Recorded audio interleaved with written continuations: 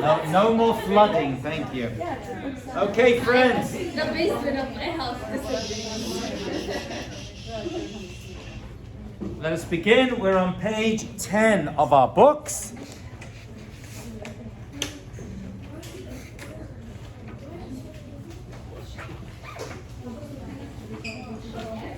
Let's ask a very fundamental question today. Phones away, please. Computers only open to blank pages. You can shop on Amazon and tag me on Facebook after class. Let's talk about Hashem, God. Topic nobody brought up much. What is the Jewish view of... Marker's not working. What's the Jewish view of God? Do we believe in God? Are we sure about that? Yes. Okay, very, very good. Is there a mitzvah to believe in God? Is it a mitzvah? Where does it say that? Where are all the mitzvahs? The Torah, very good. Where? Okay. We're going to assume if it's a mitzvah, it's in the 5 books of Moses, because we know there are we'll talk about this a lot more, 613 mitzvah. Let's do a little background so the question has more impact. Remember, everything on the board, especially Hebrew, needs to be written down. We have 613 mitzvot, okay? We're going to go in more depth later on. Let's divide them up right now into 248 and 365. What is that division of 248, 365? This is background in order to answer the next question. We're going to break down 613 because 248 and 365 should equal 613. I hope so. Carry the one. I'm divided by 55. Yep, 613. I was right. Also known as, I'll just tell you right now, you'll see many people do this. They'll write that word. Have you seen that word before? Taf, Resh, Yud, Gimel. This is not a word. It's a gematria. It's a numerical value. Has anyone heard this before? We refer to Taryag mitzvot. I put a little chiptych over there so you know that it's not a word.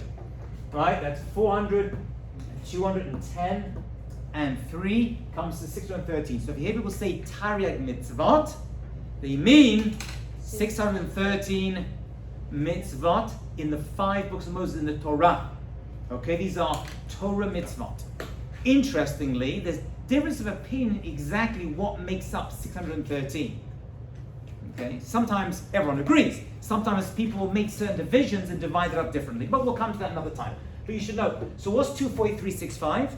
248 mitzvot aseh. We'll do it here. Right? So you can see it. Mitzvot aseh, which means positive mitzvot. Things you have to do. Things you have to do. We're jumping a little bit because we haven't even spoken about the giving of the Torah yet. But we just need this piece of information so we can go back. Then what's 365?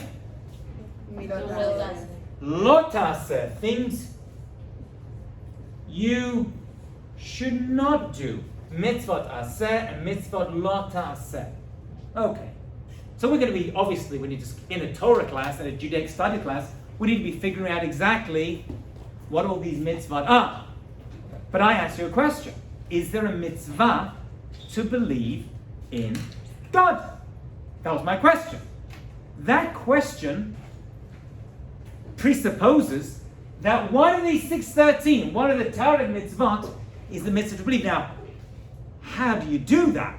I mean, we know how to fulfill the mitzvah of matzah. You eat it. You know how to fulfill the mitzvah of shofar. You hear it. You know how to fulfill the mitzvah of tzedakah. You give it. You know how to fulfill the mitzvah of tefillah, of prayer. You say it. Okay? So we're going to be using all of... So what's this thing then? What is this mitzvah to believe in God? And what exactly are you meant to do? Well, let's first of all locate it. Where would this mitzvah be located? Yeah. Isn't it the first commandment? The first commandment.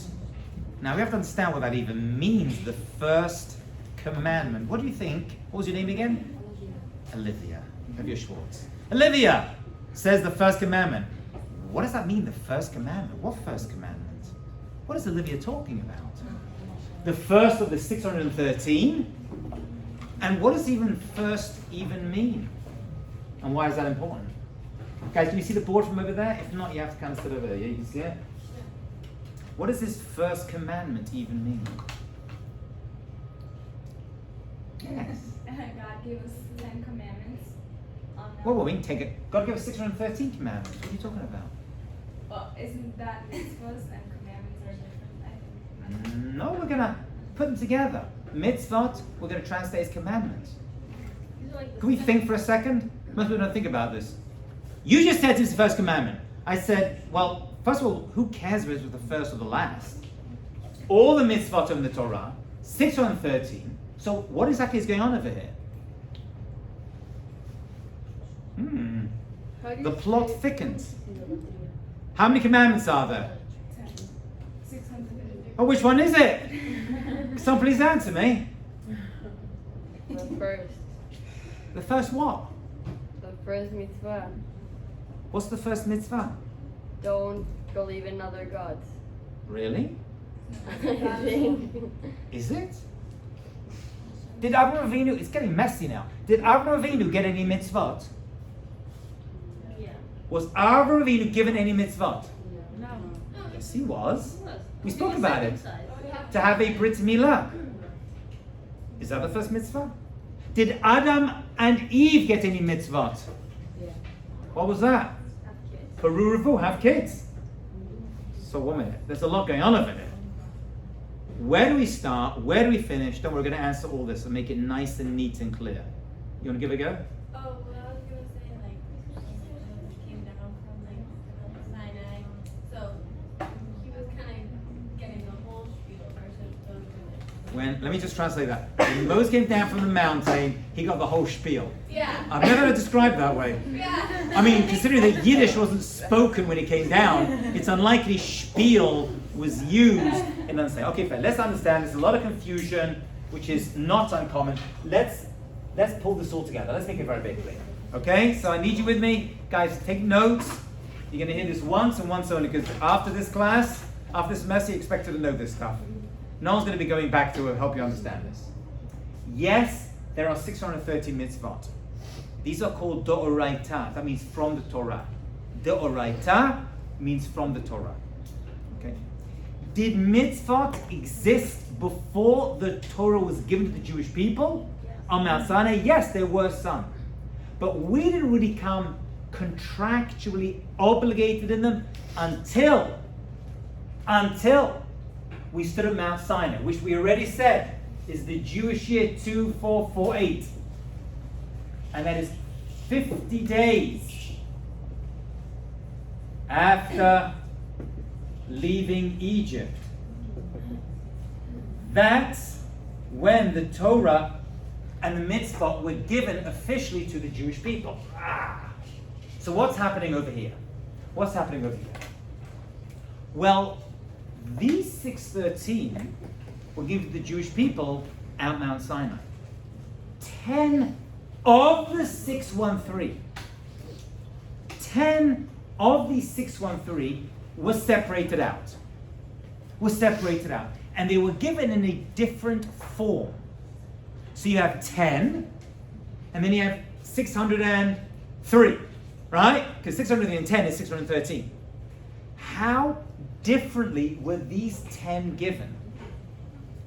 How differently were they given? They're given on tablets. What? Tylenol? Advil? Motrin? Yeah, they were given on tablets. What's called in Hebrew, okay? All the words I give you are important. Luchot. They were given on, I'm going to write this out so you have this down, yeah? Mitzvah set, mitzvah set. They were given on what's called Luchot, also translated as tablets. Which means they were given cut into stone. And there were 10 of them. What do we call these 10? Think very carefully. What do we call these 10 that were pulled out? Why they were pulled out, we're going to see.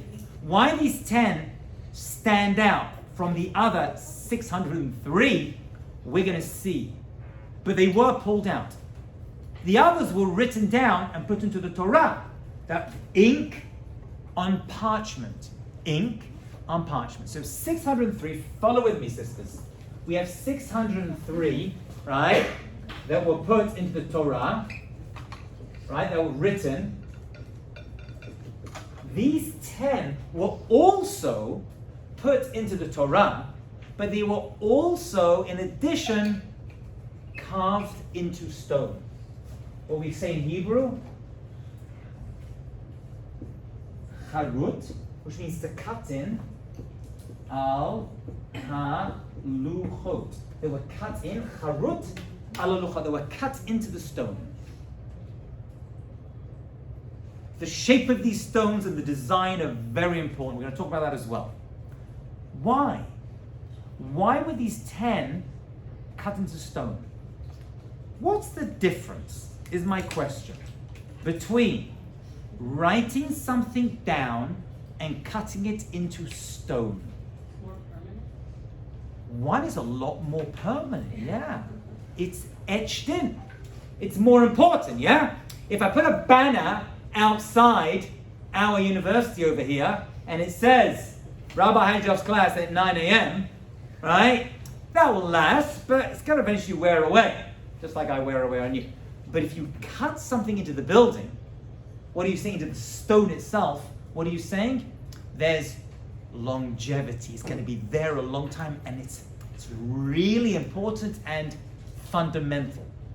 So these 10, what we refer to as the 10 Commandments, but that's actually not what they're called.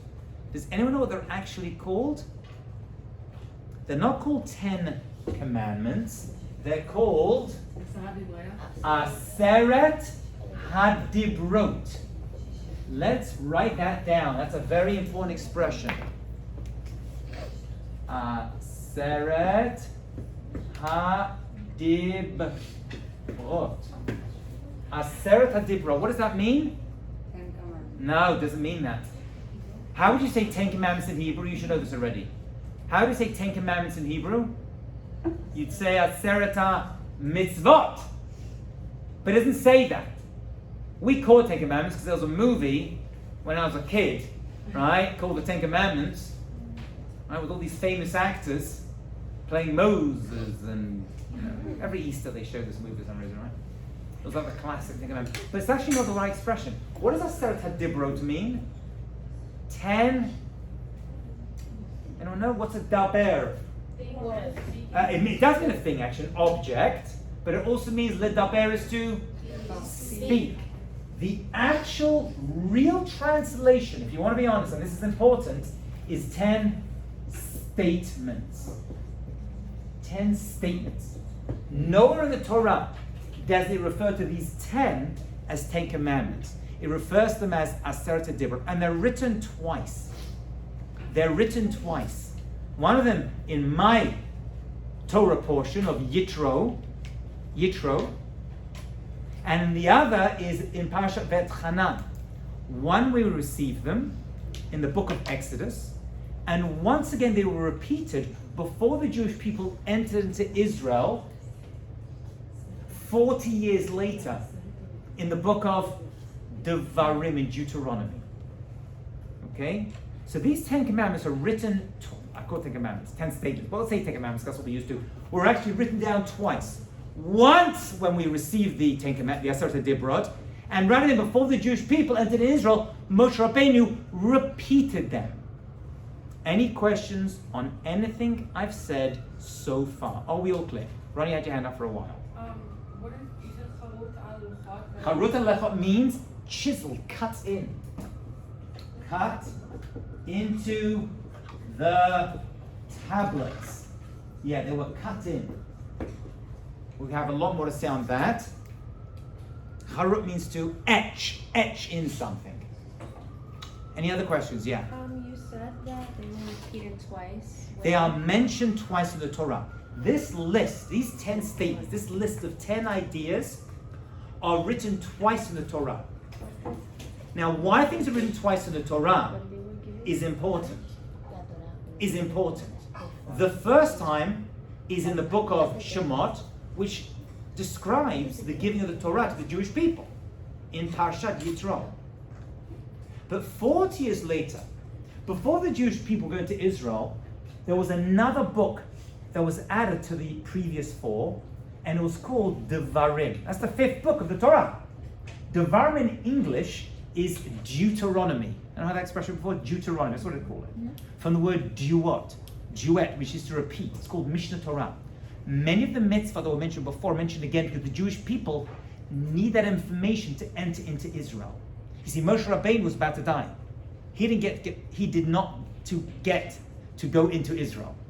So he says, before I go, I have a few more things to repeat, so you don't forget them, which are relevant to your entry into Israel. So Moshe Rabbeinu said, I'm going to repeat these 10 again, because there's some more information you need to know, and you need to hear this again from me.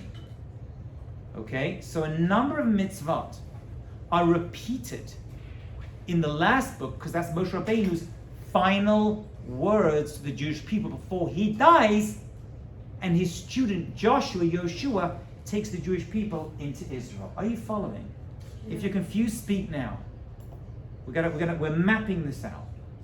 Let's recap. We said a lot today. Let's recap. We said we know the Torah has 630 mitzvot. Doraita, Torah mitzvot. We said 10 were pulled out and they were etched into stone. Why? Just throw them in the main Torah. Well, they are mentioned in the Torah as well. But additionally, they were written into stone. That means something about these 10 are very fundamental. Very fundamental, right? Happens to be, like Olivia said, the first of these 10 is going to be the mitzvah to believe in God. Is it the first mitzvah given to the Jewish people? Well, technically, yes, because this is the first time at Mount Sinai the Jewish people were given the mitzvot. There were mitzvot that existed before, but they were repeated in the Torah itself. There's some fundamental principles, ideas that are going to come from these 10. More than the others, somehow, in some way. And we're going to go through these 10, don't worry. You're going to learn them, and you're going to memorize them. Yeah, you're excited about that. That's why your parents are paying all this money for you to be in my class. Yeah? So, is it a mitzvah to believe in God? Or we didn't get We're not even there yet. This is some background. Okay. Obviously, the answer is yes. Because, how do we know, how can I say that already? How do I know already that it's an absolute yes? You tell me. Because it's the first of the 10. And these 10 are part of the 613, and the 613 are Torah mitzvot. Are we together? So why did Moshe repeat it there? So every mitzvah that is repeated at the end of the Torah is based on Moshe Rabbeinu saying, you know what? I need to repeat these ideas to you. It's like me teaching you something when you're 13 and then repeating it before you go to school, to college. We already mentioned this 40 years ago, but you know what? Many of you were young over then and you didn't really understand it, and we made a big mistake after. So I'm going to repeat for you some very important mitzvot which are especially important to the land of Israel. That's why the 5th book of the Torah is called Mishnah Torah, which means a repetition of the Torah, because many of the mitzvahs are repeated because they're really important for the Jewish people in Israel. Are you following?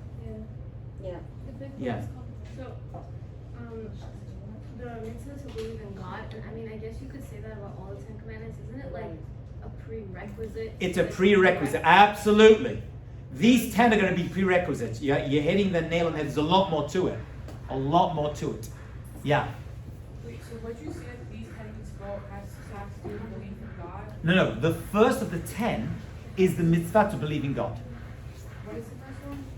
To believe in God. We're going to see the verse in a second. I'm going to show it to you inside. You're going to see it inside. It'll make them a lot more sense. Are we good? Yeah. So I'm still a little confused about why exactly they're separated. I know that we talked about stones, permanent, and whatever. So there's going to be something about these 10 that are really important. We're going to learn principles from, which the others may not. All the mitzvot are important, but these 10 are going to be really, really important. Something inside which are fundamental, the foundations, if you will. So they were pulled out and put into stone and kept together with the rest of the Torah in the ark. In the ark, this was a box that was kept in a Aron, right? There's the ark. this golden box that traveled the Jewish people. We'll see more about that. They were kept separately in 2 tablets. These 2 tablets, and why there were 2, we have to talk about. Why couldn't there just be 1? Good question, right? Why do we need 2? What, they were on sale? So I'm going to Costco. I can't buy 1. I need to buy at least 50. Right? What's going on over there? So we have to see why that is. We'll get to that. Yeah. So the 5th book is called the Bible? It's called Devarim. That's the 5th book of the 5 books of Moses, we're called. Why it's called the 5 books of Moses? Right?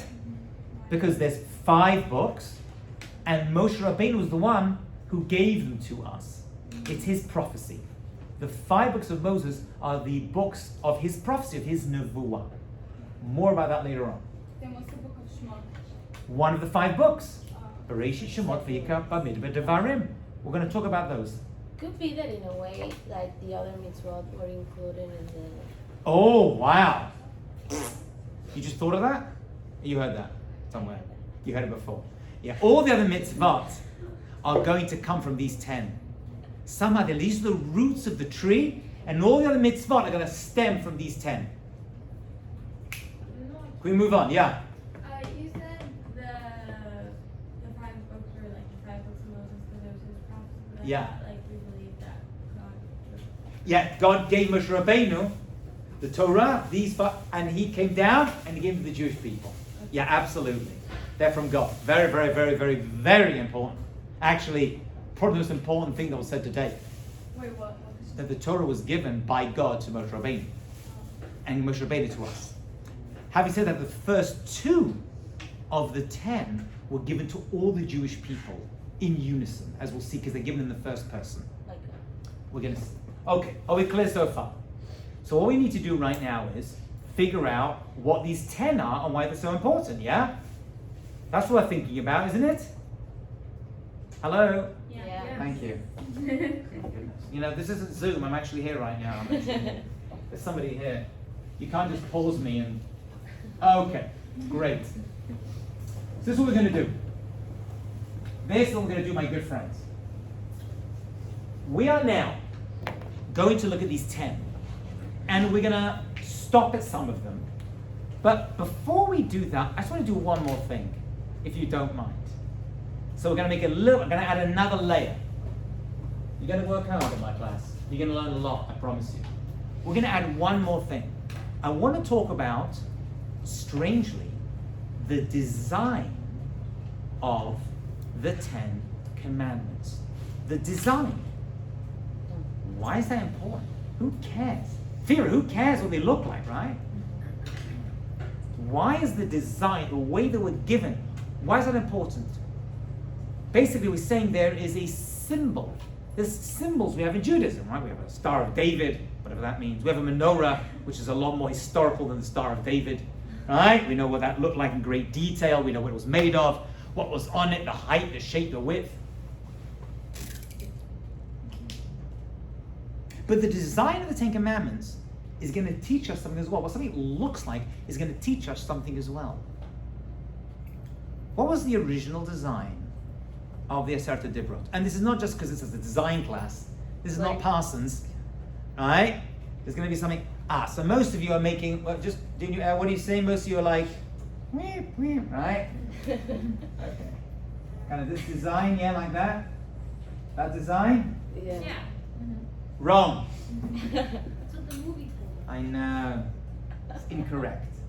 Actually, this is actually a very more recent descriptive design.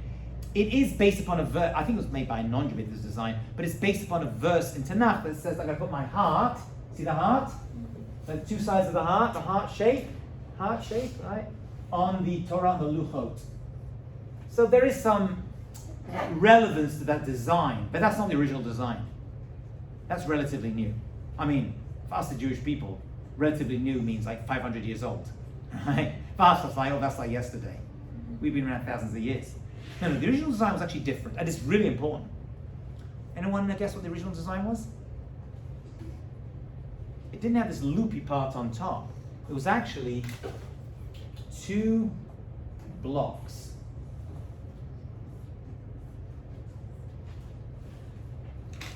One. Separate. separate. Very important. They were two separate blocks. That is not a coincidence. Why were the 10 commandments, the Aseret Dibrot, 10 statements actually, put on two separate blocks? The answer to this question, by the way, is going to have so much importance, not only for this semester, but God willing, if you join me next semester as well. Why two separate blocks? What do you think? Yeah? Because there were 5 mitzvot to Hashem and 5 to Very interesting. What was your name again? Lina.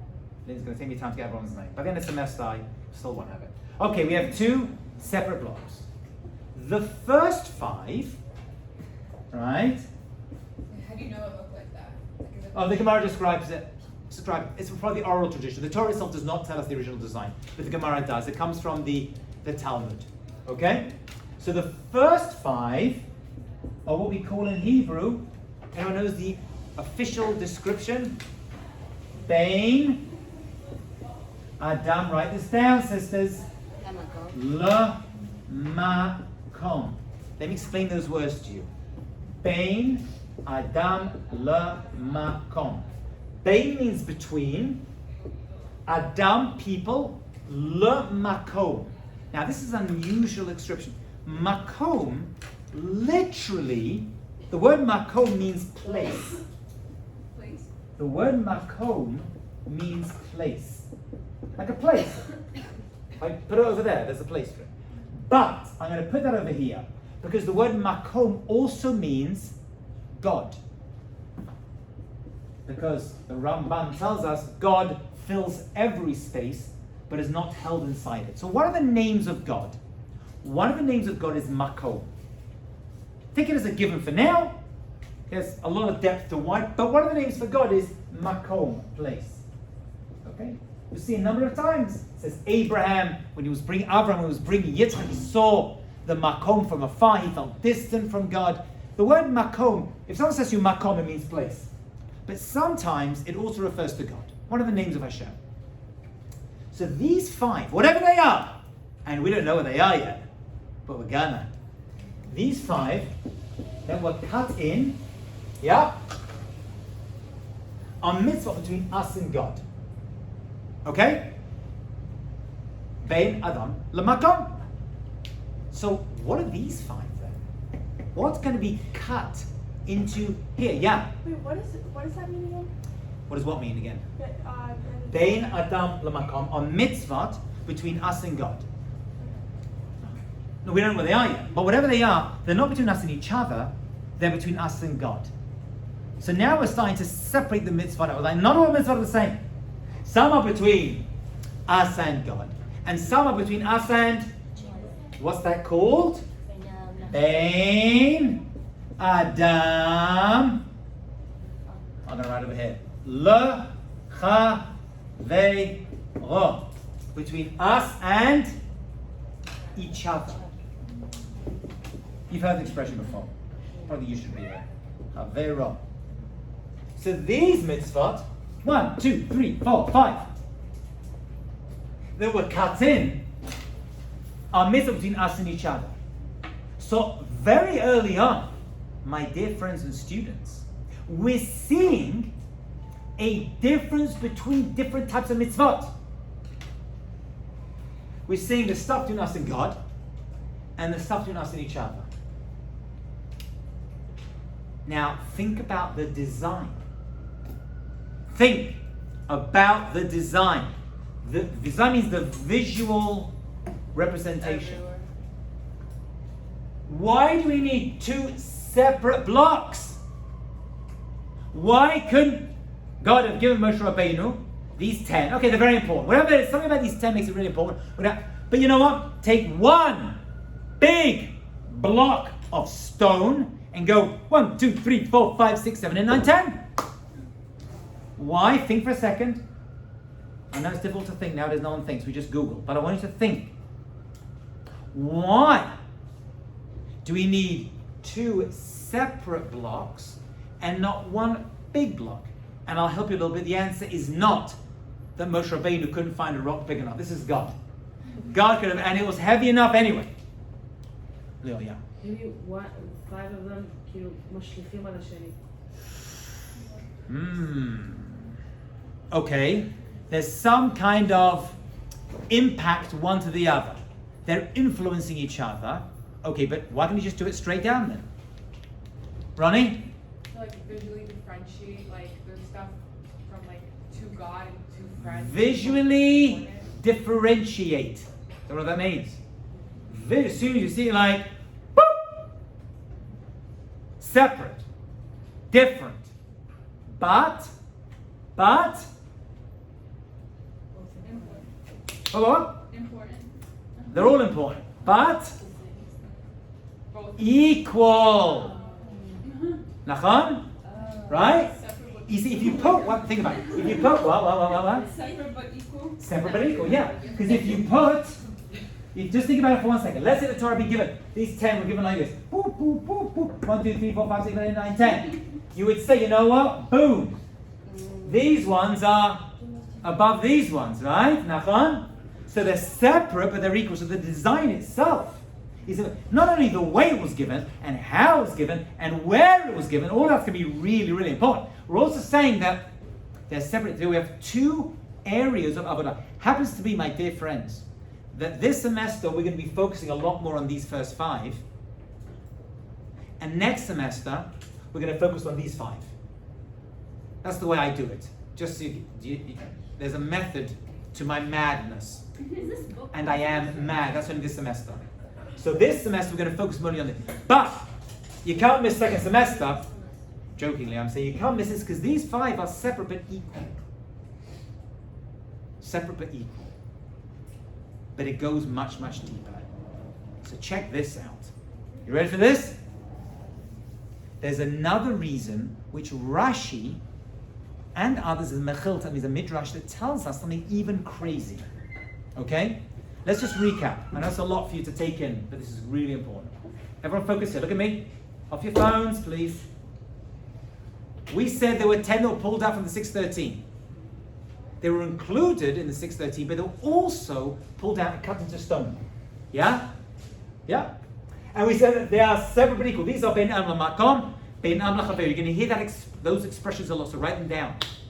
Mitzvah Ben Lamakom, Mitzvah Ben Lachaver. We're going to divide the mitzvah in many ways. This is one of the main ways we divide the mitzvah. Okay? We're ready for another division. Positive and negative. Aseh, not aseh. We did that one already. There's another reason we separate these out. This way, next to each other. And that is, a little bit what Leo was mentioning a moment ago. Listen carefully, I need you with me. Not only is there a vertical relationship between these 5, right? Ben Am Lamakom. There is also a horizontal relationship. You see, when you put things together, you're also comparing them, aren't you? How do you compare something? You put them together, next to each other, right? They always do that. This picture, that picture, that means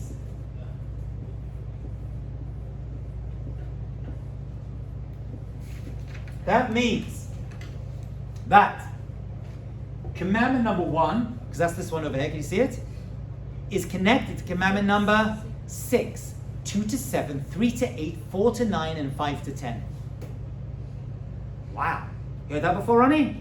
I just blew your mind. You're like, boom! My life came to this one point. Everything that's ever happened to me has brought me to this one point. And it's worth it, because this is really important. This is what we're going to do. This is what we're going to do. We're going to play a game. Who likes games? Who doesn't like games? That's what you do when you're not in my class. You play games. We're going to travel through these 10, okay? But we're not going to do it this way and then this way. We're going to go this way. We're going to examine this way, and you're going to see there is a connection. What you're going to end up with at the end of this little journey we're going to take, which will take us a couple of classes, and it's going to start with our first question we started with, is there a mitzvah to believe in Hashem? You're going to end up with how many connections? How many connections are you going to end up with? 5, right? Nachon, because there's going to be 5 unifying principles that pull these together. Makes sense, right? So not only are we going to end up with 5 here and 5 here, and not only are we going to end up with 10 altogether, we're going to end up with 5 connections between them all. Whoo! We got a lot of work to do, but it's going to be fun and very, very informative, and you'll have this for the rest of your lives. Question behind you, Fesh, had a hand up first, sorry. Okay. Yeah. So you said there were like 3 reasons like why it's like that. Like one is do and not do. No. Or, No, do and do not do is nothing to do with this. We divide all 613 different ways. One of the divisions is things you do, and lots of things you're not allowed to do. Right? Like keeping kosher is what you're not allowed to do. Eat non-kosher, right? Eating chametz you cannot do. Eating matzah, that's what you have to do. Okay. That's now we're saying, you know what? There's also another division, which you can divide all 613, mitzvah between us and God, and mitzvah between us and each other. It's another division. Happens to be, you'll see that division in the 10 Commandments. Boom and boom. Are you still with me? Okay, if you're not with me, ask right now. This is the class to ask. Awesome. Yes. Sorry. Don't apologize for asking questions. What's the definition of being Adam Makom Chaver. Which one do you need, sister? Chaver. Chaver is friends. Chaver is a friend. Between us, that means between us and each other. That's going to be next semester. We'll do a lot of that. That's don't take revenge, don't bear a grudge, giving tzedakah. All these are between us and each other. Really, they're also between us and Hashem because Hashem's involved in those as well. Yeah. I always thought of the first tablet as like between you and your creator. Okay, that's like God. the- God is our creator. Yeah, but like the last one talks about your parents. So when you say- Oh, okay, that's a big question. I don't know Okay. if I'm jumping Oh, very, ahead, very good. but- You are jumping ahead a little bit. Okay. Yeah, very good question. What's your name again? Manuela. Manuela says, wait. What are you talking about, Rabbi? What are you talking about? You said these first 5 between us and God? What's number 5? What's commandment number 5? You have to honor, very good, you have to honor your father and your mother. That's not between us and God, that's between us and each other. Obviously, the answer is going to have to be that when you honor your parents, you're actually honoring God. There's some connection over here. Somehow we're going to have to figure that out. And that, by the way, is going to be the hardest mitzvah in the entire Torah. When we get there, we'll see why. Okay, so you're right, that's a question, but we answered it and said, that's on side, but it really needs to be on this side. Okay. Yes? Isn't there also a relation between the mitzvot that we know why we do them and those that we don't understand? Oh, very, very good. Chokim umishpatim. Very, very good. We're going to get to that later on. Don't jump. Can you close the door, Fira? Thank you so much, Dan. Yes? It could be that in a way God gave us like two separate luchot because He wanted to like tell us that it's one thing how you behave with me and other thing how. Absolutely. And they're both equal. That means you can't be, that's the whole point. Maybe I missed that out. You can't be like, I'll keep kosher, keep Shabbat, right? But I'll cheat in business and be nasty to people. You're missing half the Torah. But you also cannot say, I'm a nice person, but I don't keep any mitzvot. You're missing half the Torah as well. People will say to me, I don't keep any mitzvot, I'm not religious, but I'm a good person. I'm like, that's nice. But that's only this. What about this stuff? And you gotta, yeah. I know I'm going back a little bit, but what were you saying about 50 days after leaving Egypt? That's when the Torah was given to the Jewish people. The Torah, the Ten Commandments, that event, the Ten Commandments, Torah, that we stood at Mount Sinai 50 days, which is called, what's that day called? Yom Kippur. No. Now, Yom Kippur is not when the Torah was given to the Jewish people. That's when we were forgiven for our mistakes. Oh, No, not Simchat Torah. That appears at the end of Shavuot. Shavuot. Okay? Shavuot is the 50 days. The 50th day after leaving Egypt, we stood at Mount Sinai and received the Torah. That's called Shavuot. Oh, that's Omer, right? That's the end of the Omer period. That's when we count up to that point from when leaving Egypt. Okay. That's how the Omer connects the two together. Yeah? I heard like if you do something good, like it's a mitzvah, but you don't do it because it says it in the Torah that it does it, it's not the same. So like if you do it because it says You it, should do. Okay. You're getting a little bit. Okay, that's another discussion. Sorry. Why should we do mitzvah? No, we do mitzvah because they're in the Torah. We should do them because Hashem said so. right? So I'm saying like if somebody does it like not religiously. Do you get rewarded for mitzvah that you just do anyway?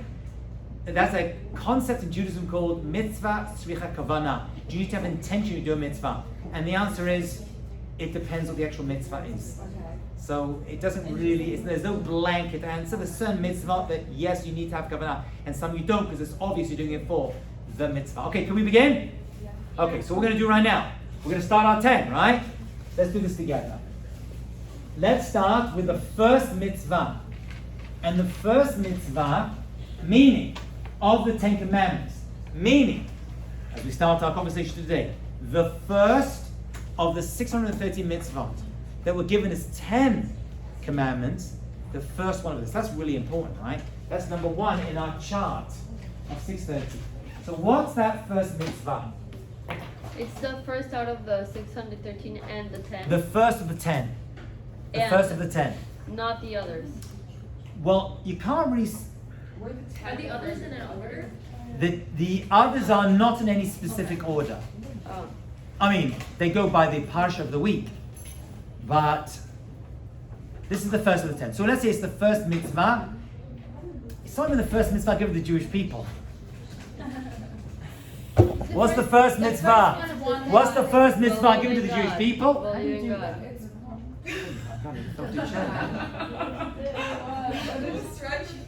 Stretchy, you know, it's felt like a chair. What's the first mitzvah given to the Jewish people as a whole? Believing God. No, actually it wasn't. I know it's getting more complicated. There's one guy. No. It says here. Yeah, I know. The first mitzvah of the Jewish people was actually given to the Jewish people as a nation in Egypt, and that was to create a calendar, and start to track the days of the month and the year. Wait, I this mitzvah was given before. That was given beforehand. It was just orally. It was given orally. It was given to them orally. It was written down later on in the Torah and made, but it was given because they needed that mitzvah to start counting the days from Pesach till Shavuot. Okay, I'm getting more complicated. Don't worry about that. The first mitzvah, the 10 commandments of when the Torah was given to the Jewish people was, look inside your books, page 10. Please get your books out. We're in the book of Exodus, Shemot, chapter 20. And it says, look inside, Anochi Hashem Elokecha. I am God. the Lord your God. Asher Hotzeiticha, who took you out, Mi'eretz Mitzrayim, from the land of Egypt, Mi Beit Avodim, from a house of slavery. There you go. Simple. Mitzvah to believe in God. So number 1 of the 10 commandments. Although other mitzvot were given before, the first time it was officially given to the Jewish people and we were commanded in the mitzvot, was over here. So if anyone says to you, is there a mitzvah to believe in God? The answer is yeah. Because, well, how do you know? If it's a mitzvah, it must be in the 5 books of Moses. It is in the Torah. Go to the book of Exodus, Shemot, chapter 20, right? And over there you'll see it says, I, this is God speaking, am the Lord your God. That, for the commentators, is the mitzvah to believe in God. It's not the mitzvah to believe in one God. That's going to be the follow-up commandment. So we're going to get there soon, today. But right now we have number 1. I want to talk about remember, very important, every word in the Torah. Every word in the Torah. And every letter in the Torah. Rabbi Akiva says even the little added tagin, even the extra little chipchicks on top of some of the letters, you can learn ideas from. So let's have a look at one word over here, and that's the opening word of the Aseret Dibrot, these 10 statements, and it is Aleph, Nun, Chaf, Yud. Anochi. Anochi. What is that? Anochi means I. Anochi Hashem Elokecha. I am the Lord your God. How do you say I in Hebrew? Ani. Why are the two words to say exactly the same thing? Why are there two different words to say exactly the same thing?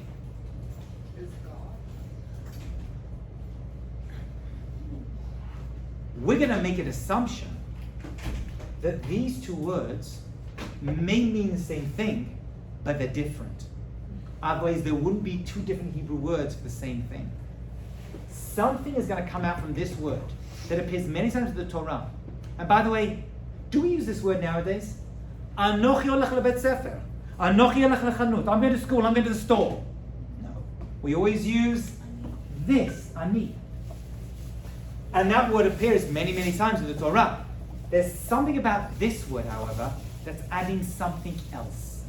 There's actually a few things about it. Extra letter. Yeah, but what makes it different? Yeah, that changes everything. One letter changes everything. I know.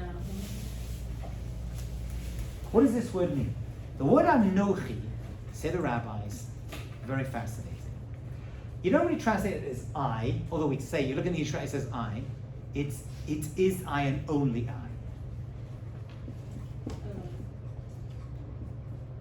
It's I and only I. You see, ani is I'm going to go, but you know what? If I don't go, you can go.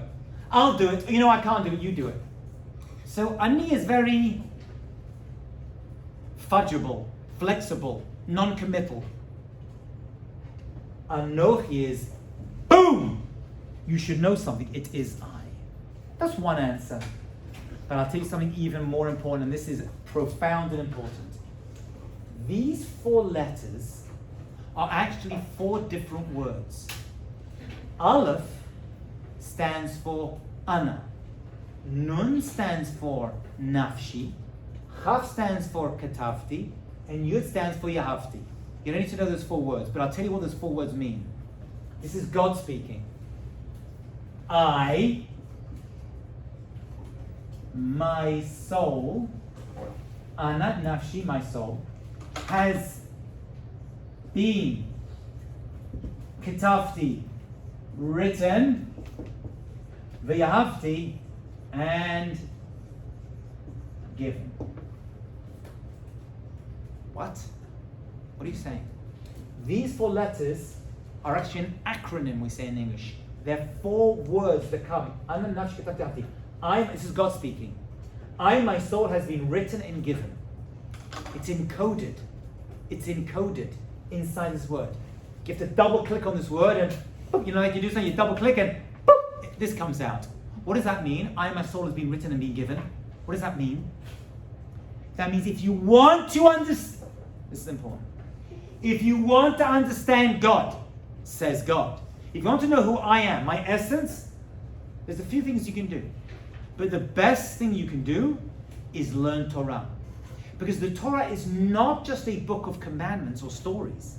It's also understanding who God is, what He wants from us, and what our role is and what we have to do in this world in order to build a connection to God.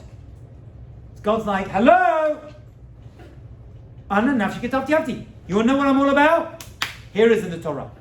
It's all there.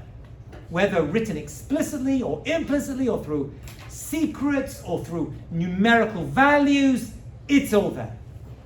It's all there. Okay. How do I? So it's a big opener. It's a big opener. Right? This is the Torah's given. This is number 1. You want to know everything about me? You can look at a rainbow, or you look at a sunset and feel close to me.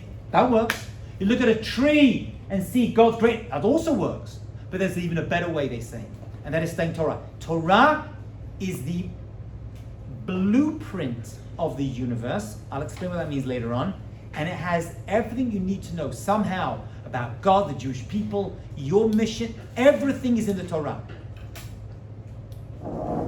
As the Mishnah in Perek Avot, there was a convert called Bugbug. Bugbug was his name. Ben Ger, who was actually a convert. Both his parents were. And he converted.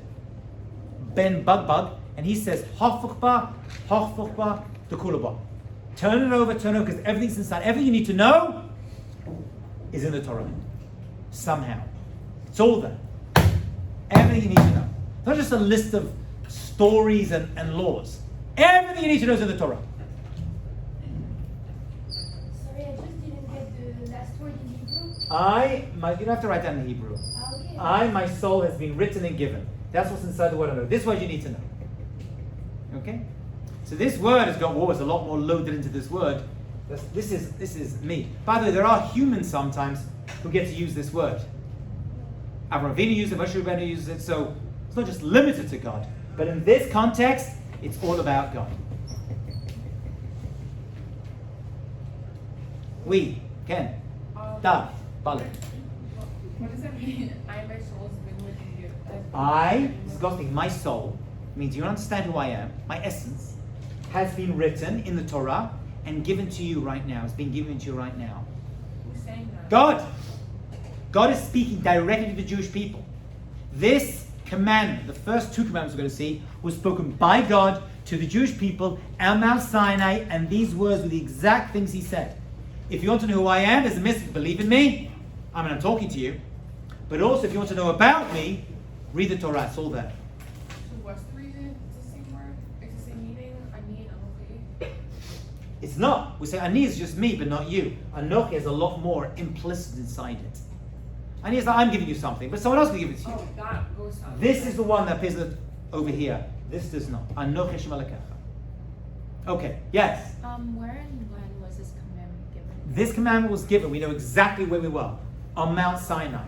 In the Jewish year, 2448, 50 days after leaving Egypt. Now, let's do this again.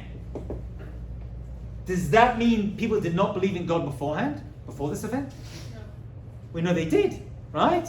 The Jewish people were in Egypt for 210 years, right? Noah believed, Abraham believed, Adam and Eve believed, but now it's being codified into a mitzvah. That means you're going to get rewarded for it, and there are implications to it. Vera! Like 50 days after leaving Egypt, that's why the Torah. That's when the Torah gave the Jewish people. Or the 10 Commandments. The entire Torah, beginning with the 10 Commandments. So both. Yes, Okay. because the 10 are part of the 613. All the mitzvot were given at Har Sinai. They weren't all able to be fulfilled at that time, and we'll see why, but they were given.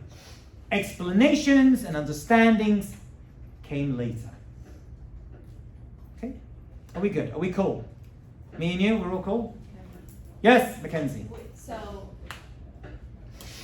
was there a time before the 50 days when you brought the first ones? What when- first ones? Like the first, like the physical first and the second tablets. No. During these 50 days, it was all preparation for this point. This is what we call the Omer, the 50 days between Pesach and Shavuot, and they were preparing themselves for this point, And they got the whole Torah. to receive the entire Torah at Mount Sinai. That means we all converted at Mount Sinai. What? Like the Torah and the tablet? Yes. And then Actually, there's a difference. Some say only these 10 were given, but orally they gave over the rest of them. And some say some were written down. The Torah up to that point was written down. Two different opinions. Some say no. Over the 40 years in the desert, Moshe Rabbeinu kept adding Megillah, added pieces to all came together. But the 613, the idea of all of them, right? Not the details, the idea of all of them were given, and they had to receive and accept all of them. They accepted 613 mitzvot. They may not have known all of them yet, okay, in detail, but they knew of them, and they were given at that point. So the Jewish people accepted all 613 at Har Sinai. There's a lot more history that went with that, and a whole story of how that happened, and that we'll do later on. But for now, take it as a given that that's what they accepted at this point. wait, so he was on the mountain for. He came down the mountain and gave the Torah to the Jewish people. So they were just like 10 days together to get to the mountain? Why 10 days? Oh, because they say 40 Well, if he days. was on the mountain for 40 days, then took them 40 days he came down and gave the Torah to the Jewish people. So 10 of those days they were getting to the bottom of the mountain? She's saying where does Of the 50 come 50 from? days. Yeah. 50 days for us to walk from Egypt to Mount Sinai, to And the then Sinai 24 desert. days? And then, no, that was it. Was that And then he received the Torah at that point. But how did But you then- new generation? Or what? I thought there was like a new generation, When? like in the desert. Oh, so that's 2448. Then 40 years later, we entered into Israel, and that was Oh, okay. 40 years. So we actually entered into Israel 2488. And after the 50 days he came down in the calf. That was 40 days later. That was 40 days later. 40 days after what? Yeah, after this initial event. That's when they got. Yeah. So they could hear Yeah. it, they wouldn't hear it from down there, and they knew that it was happening? Yes, precisely. Okay. Okay. Okay. Do not panic. We'll work out the time frame of it. For now, Torah. What's going on there? Torah given. 40 days as we reach Mount Sinai. Okay? And then later on, which when he went up to receive, more details what came down, golden calf, smashed it, and all the other problems that went with that. Yeah. This command was given by God. By God to the Jewish people, yes. Yeah. That makes Okay. it more important than the It's very important. There's nothing more important than that. Actually, that's what's going to distinguish the Jewish, we're going to talk about this in the future, the Jewish claim of truth as opposed to other nations. We'll do that another time. Okay, I want to get back to this first commandment of God giving the Torah to the Jewish people, because there's another word of it which is very important. Now, this word I cannot write down on the board because it's Hashem's name. So I'm going to do it in a very specific way, and you should do the same in your notebooks. There is a name of God that is used over here, which is a Yud and a Hey. I'm going to write it as a Kuf, because if I wrote it out with a Hey and a Vav and a Hey, then I couldn't erase it. Or I could, but it would be very difficult. And there's a Vav and there's another Hey. Right, when you see that, that's Yud with a Hey and a Vav and a Hey. This is the name of Hashem that is so holy we don't even say it. Okay? Yud with Hey and a Vav and a Hey. Actually, what do we say instead? Ado with a Noi at the end. That's how we read it. We just look at it and we never actually say it. What is that name? Because that name is really important. That name is, there's different names of God. Why God has different names you have to see? I have a question already. I was going to answer. Oh, good. I was going to say like the different sides of God. Different attributes of God is absolutely correct, Ronnie. Different attributes, different way God communicates with this world. This name is actually the name of God's mercy, of his Ra-Cha-Min. This is the merciful name of God. It's actually a contraction, so you're going to write it this way, but once again, it's a Yud with a Hey and the Vav with a Hey. I just wrote it as a Kuf. You understand why? If you don't understand why, don't be embarrassed to ask. If you don't ask in this question, in this class, you ain't going to ask anywhere else. It's actually 3 words put into one. This is actually 3 words put into one. Haya, Hoveh, Yiyeh. What does Haya mean? Was. What does Hoveh mean? Is. What does Yiyeh mean? Will be. It sounds like I don't know. Yeah, it's exactly. When Avram Avinu wrote down Adon Olam, because he's probably the author of it, this is exactly what he was referring to. Hu haya, hu hoveh, yiyeh. He was, is, and will be. What do those words mean? If you crunch these 3, watch me. That's what it turns into.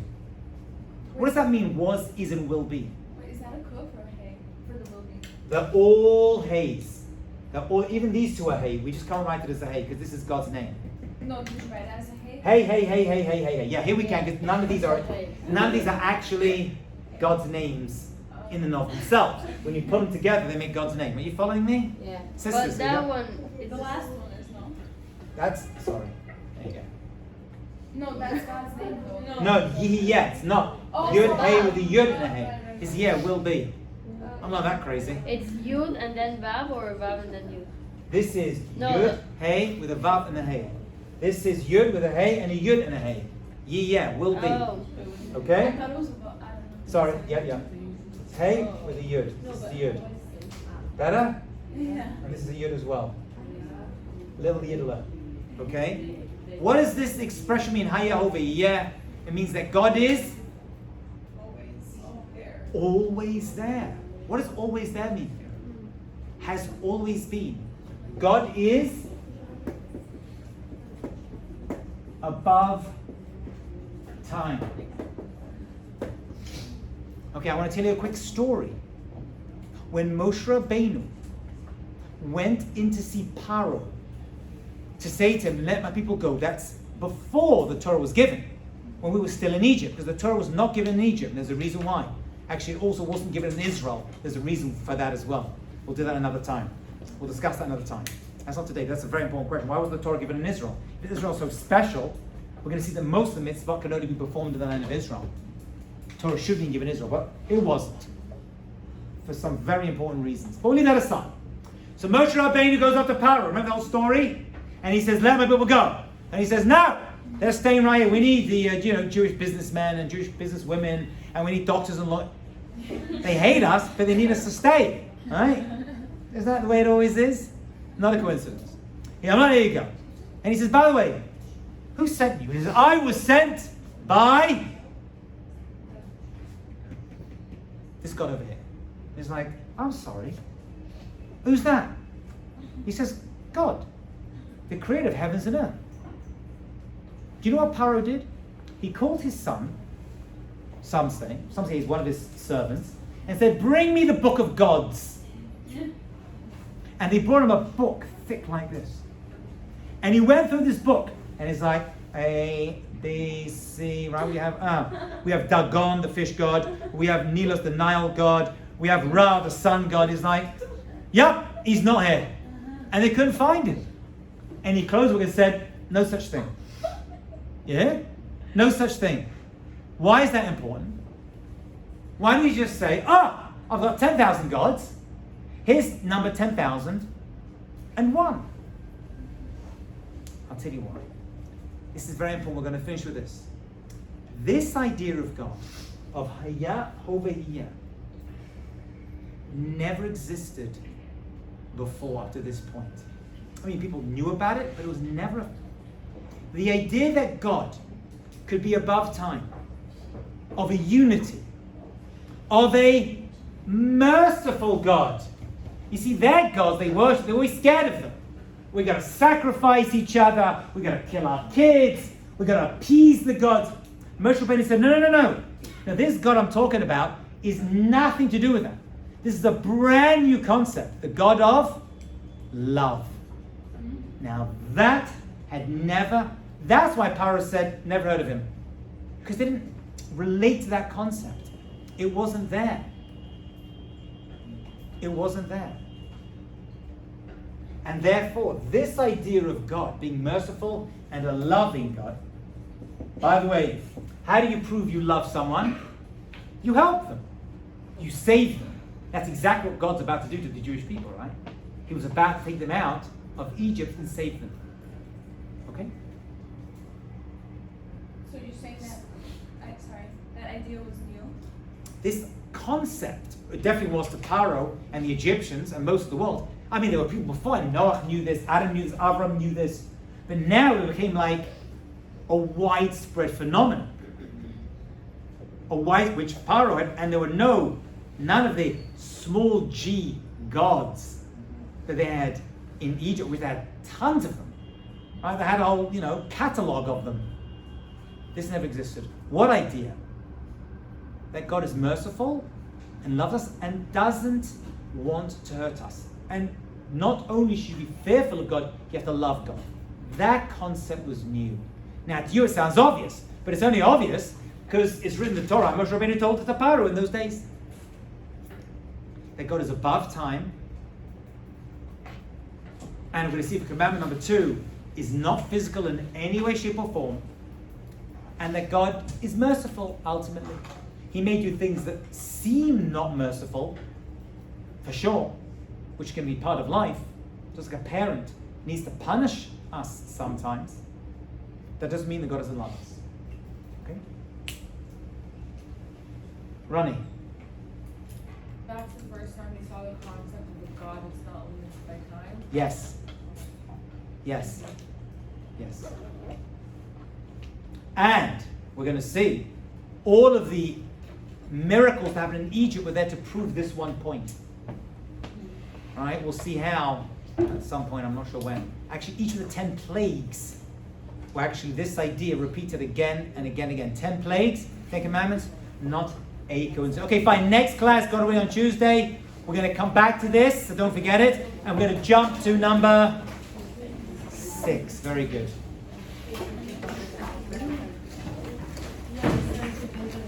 Rabbi, the Torah wasn't given to us in Israel, right? No, most certainly not. It was given to us in the Sinai desert. Where is that? That is, well, we're not even too sure where. Sinai desert outside of Israel. Thank you. You're welcome. We're not sure where it is. We don't care where it is. We don't care where it is. Doesn't bother.